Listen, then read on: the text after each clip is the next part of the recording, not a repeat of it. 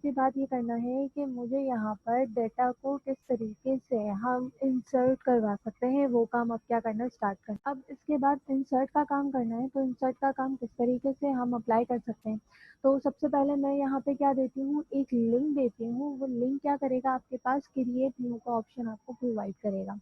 तो हम आ जाते हैं यहाँ पर अपने लारावेल की ऐप पर, और लारावेल की ऐप में जाने के बाद मैं क्या करूँगी, मैं जाऊँगी अपने व्यू के ऊपर। और व्यूज़ आपके पास कहाँ होते हैं, रिसोर्सेज। रिसोर्सेज के बाद आपके पास व्यूज़ का फोल्डर, और व्यूज़ के फोल्डर के बाद हमने किसके ऊपर काम किया था, employ.blade.php, यहाँ तक हमने काम कर लिया था।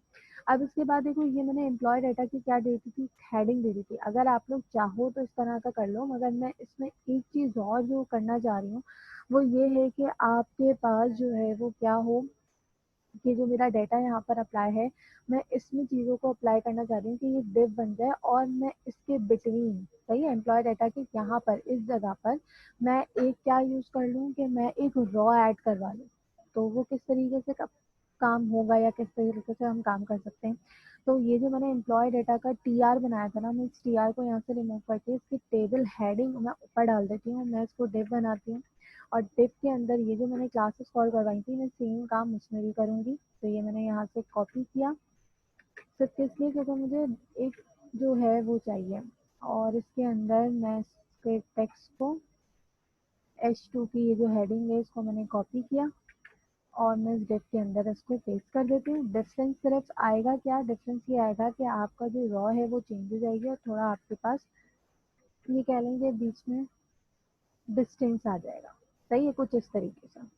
अब इसके बाद क्या करना है, अब इसके बाद करना ये कि मुझे यहाँ चाहिए एक बटन। बटन किस तरीके से लेकर आएंगे, तो सबसे पहले मैं एक BR लगा लूँ ताकि नेक्स्ट लाइन पर आ जाए मेरे पास थोड़ा बहुत। ये हो गया आपका BR। इसको मैं रिफ्रेश करती हूँ, तो ये कुछ इस तरीके से मेरे पास डिस्टेंस आ गया।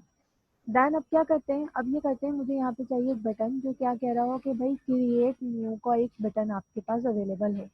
तो क्रिएट न्यू के बटन के लिए अगेन मैंने यहाँ पर BR तो लगा लिया है। BR के बाद अब मैं क्या करूँगी कि मैं यहाँ पर एक हाइपर लिंक बनाऊंगी, और हाइपर लिंक के HREF में हम करते हैं बाद में काम। सही है, सबसे पहले यहाँ पर आपके पास जो लिखा हुआ आ जाएगा, वो लिखा हुआ आ जाएगा लेट सपोज क्रिएट न्यू, या आप ये कर लो ऐड एम्प्लॉय। सही है, जो आपको करना चाहो आप उसको कर सकते हो। मैंने यहाँ पे लिखा ऐड एम्प्लॉय। सही है। अब देखो ये थोड़ा लिंक है, मैं अगर इसको यहाँ पे जाके इसको रिफ्रेश करूँ तो ये लिंक की तरह आ रहा है। मैं इसको थोड़ा सा चाह रही हूँ क्या हो, कुछ बटन फॉर्मेट पे काम हो, तो मैं बूटस्ट्रैप का ही काम यूज करूंगी। बूटस्ट्रैप की क्लासेस यूज करेंगे जिसके ऊपर हम क्या कर सकें, इसको बटन बना सके। तो मैंने यहाँ पे लिखा क्लास। ठीक है, क्लास के बाद मैंने यहाँ पर लिखा BTN, ये बटन की क्लास है। BTN डैश आउटलाइन, ये क्लास होती है अंडरस्कोर इन्फो। ठीक है। अब देखो इस वाली क्लास से क्या इफेक्ट पड़ेगा, वो क्या होगा। मैंने इसको रिफ्रेश करा तो देखो ये एक बटन आ गया, और एक बटन क्या आ गया, आउटलाइन, मतलब ये एक आउटलाइन है, उसके ऊपर मैं होवर लेके जाऊंगी तो ये आपके पास किस तरीके से आ रहा है, थोड़ा सा इम्पैक्ट आपका अच्छा पड़ रहा है।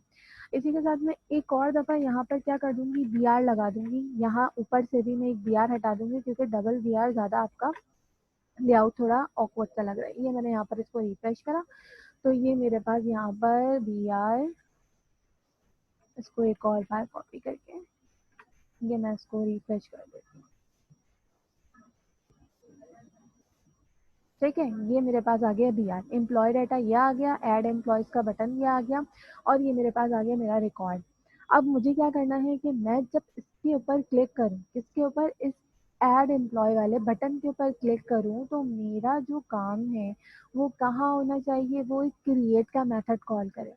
लास्ट टाइम हमने किया था कंट्रोलर। सही है, कंट्रोलर की लास्ट अगर आप सेशन में देखें तो कंट्रोलर में जाके हमने क्या किया था, एम्प्लॉय कंट्रोलर को हमने रिसोर्स कंट्रोलर बनाया था, जिसमें मैंने कहा था ये जो इंडेक्स का मेथड है ये आपके पास क्या करता है, फेच करवाने के काम करता है। फिर अगर आपको क्रिएट का एक्शन मेथड कॉल करना होगा, या आपको उसकी स्क्रीन वगैरह को कॉल करना होगा, तो आपको किसके ऊपर काम करना पड़ेगा, क्रिएट के मेथड के ऊपर या फंक्शन के ऊपर। फिर अगर आपको डेटाबेस में स्टोर करवाना होगा तो स्टोर के लिए आपके पास कौन सा फंक्शन मौजूद है, स्टोर का फंक्शन मौजूद है। तो मुझे अभी उसका क्या शो करवाना है, व्यू शो करवाना है, जो मैं क्या दूंगी, क्रिएट के मेथड में या फंक्शन में जाके दूंगी। और देखो ये क्रिएट का फंक्शन कहाँ बना हुआ है, ये क्रिएट का फंक्शन बना हुआ है मेरे पास एम्प्लॉयज के कंट्रोलर में। तो मुझे उसको किस तरीके से नेविगेट करवाना है कि आप जो है वो जब भी इस बटन के ऊपर क्लिक हो तो आप क्या करो, एम्प्लॉय कंट्रोलर के नाम की एक फाइल बनी हुई है और एम्प्लॉय कंट्रोलर के नाम की फाइल के अंदर एक मेथड बना हुआ है जिसका नाम क्या है, क्रिएट। तो ये आपको क्या करना है, नेविगेट करके बताना है। किस तरीके से बताएंगे, मैं यहाँ आ जाती हूँ अपनी व्यू पे जहाँ मैंने बटन बनाया है ऐड वाला। अब इसके अंदर ये जो मैंने HREF लिखा है, मैं अपने ब्लेड सिंटैक्स के थ्रू एक एक्शन मेथड होता है जो क्या करवाऊंगी, कॉल। और उस मेथड का नाम होता है एक्शन। एक्शन के अंदर आप क्या करोगे, सबसे पहले तो अपने कंट्रोलर का नाम दोगे। तो देखो मेरे कंट्रोलर का नाम क्या है, एम्प्लॉय कंट्रोलर। तो मैं यहाँ आई और मैंने यहाँ लिखा एम्प्लॉय, ठीक है। और ये मैंने यहाँ पे लिखा एम्प्लॉय कंट्रोलर, ये मैंने कर दिया एम्प्लॉय कंट्रोलर।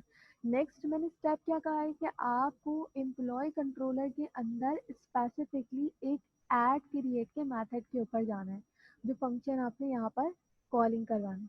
तो यहाँ पर आके जब आप किसी कंट्रोलर के आगे आप कोई स्पेसिफिक फंक्शन या कॉलिंग करवाना चाहते हो तो आप @ का सिंबल लगाते हो और उसके बाद आप क्या लिखते हो, क्रिएट, और इसको कर देते हैं हम सेव। सही है। मैंने क्या करा है अभी HREF में, क्योंकि देखो हमारे पास क्या होता था, यहाँ पर वो पेज का लिंक आता था जो पेज आपको यहाँ खुलवाना है। लेकिन अब हम क्या कर रहे हैं, लारावेल के ऊपर काम कर रहे हैं। तो लारावेल के ऊपर पेज कॉलिंग किस तरीके से होगी वो आपको यहाँ पर इस तरीके से काम करना पड़ेगा। अब देखो क्रिएट का मेरे पास फंक्शन है, लेकिन क्रिएट का फंक्शन क्या है, मेरे पास ब्लैंक है।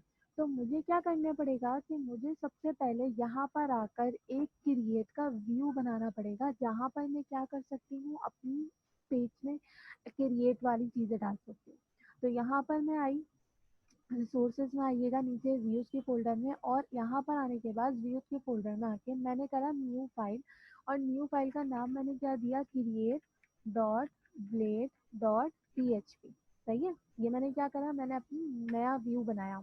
ये मेरे पास आ गया व्यू। अभी देखो इस व्यू पे कुछ भी नहीं है, मैं सिर्फ इसको फॉर चेकिंग अगर आप लोग करना चाहो तो ये HTML5 मैंने यहाँ पर इनपुट लिया और यहाँ पर मैं सिर्फ और सिर्फ एक H2 की हेडिंग डाल देती हूँ कि भाई दिस इज क्रिएट पेज, सिर्फ किस लिए, चेक करने के लिए कि आपके पास ये पेज खुल रहा है या नहीं।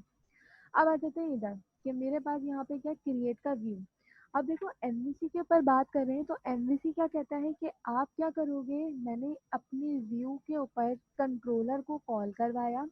कंट्रोलर क्या करेगा, आपके पास इस एक्शन के मेथड पे या इस फंक्शन पे जाएगा और इस फंक्शन पे जाने के बाद ये देखेगा कि आपने कौन सा व्यू रिटर्न कराया है। तो मैंने अभी तक कोई व्यू रिटर्न नहीं कराया, तो मुझे यहाँ पे क्या करना पड़ेगा, व्यू को रिटर्न कराना पड़ेगा ताकि वो क्या कर सके, इसको एक्सेस कर सके। और देखो व्यू किस तरीके से रिटर्न होगा, मेरे पास किस नाम से व्यू है, मेरे पास है क्रिएट के नाम से। तो मैंने यहाँ पे क्या लिख दिया, क्रिएट, और मैंने इसको क्या कर दिया, सेव। अब अगर आगे मैं इसको दोबारा से एक दफ़ा रिफ्रेश करूँ, सही है, रिफ्रेश करने के बाद अब मैं अगर ऐड एम्प्लॉय के ऊपर क्लिक करती हूँ तो क्या खुलना चाहिए, यहाँ पर यूआरएल पे भी देखिएगा आप लोग, ऐड एम्प्लॉय किया तो देखो यूआरएल आपके पास क्या आ रही है, अच्छा क्रिएट की स्पेलिंग मेरे पास मिस्टेक हो गई है, तो हम इसकी स्पेलिंग सही कर लेते हैं,